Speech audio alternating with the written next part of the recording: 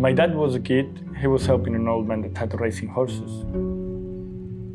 He would run out from school to go and help him. Most of his riding he learned from this man, but he was inspired to be a Western horseman from watching old cowboy movies. When he was 18, he bought his first horse. But after a while, he realized he didn't want his horse to race. He just wanted to ride out around Mallorca. That was the beginning of everything.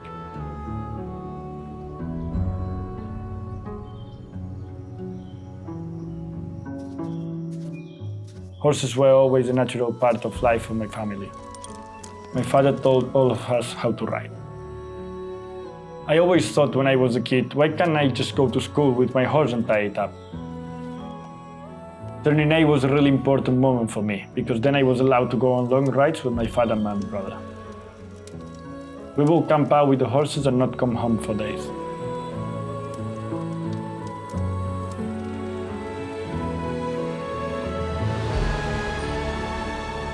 When I ride out on my own or with my family, I escape everything.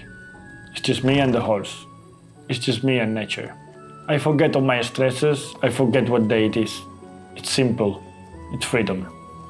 I knew since I was a child that one of the dreams of my dad was to set up stables and take other people out, riding across the island, but he never got the chance.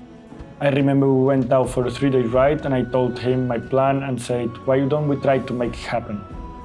We have 4 horses, why not 20? And in that moment I convinced him to help. We now have 40 horses on Natura Cavalli. It wasn't a conscious decision to start rescuing horses. Because of my dad's connection with the racing world, it just happened naturally. That we would take on these horses that could no longer race. Their futures were uncertain, and if they didn't have a place to go, they would probably end up being used for meat. We wanted to give them a second chance at a peaceful and happy life. Every horse is different, and with every horse is a different story. In Spanish, we don't have the phrase to break a horse or break in a horse. I was surprised the first time I heard this expression. It's very aggressive. For me, it's never about dominance working with horses.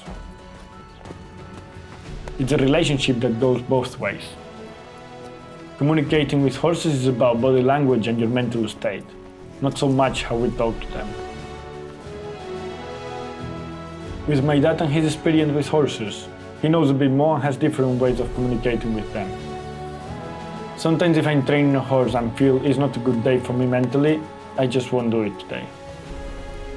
If you're not going to give good energy to the horse, you're not going to get good energy back.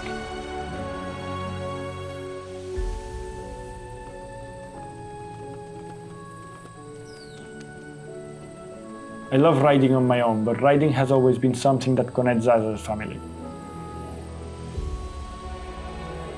It's something that binds us, and no matter what direction our lives goes in, we can always come back to it. We don't get that many chances to all ride together anymore, but when we do it, it's something really special. If I have kids, I hope to teach them everything my dad has taught me. I have never regretted time I have spent with horses, and I hope to share that with my children on my own.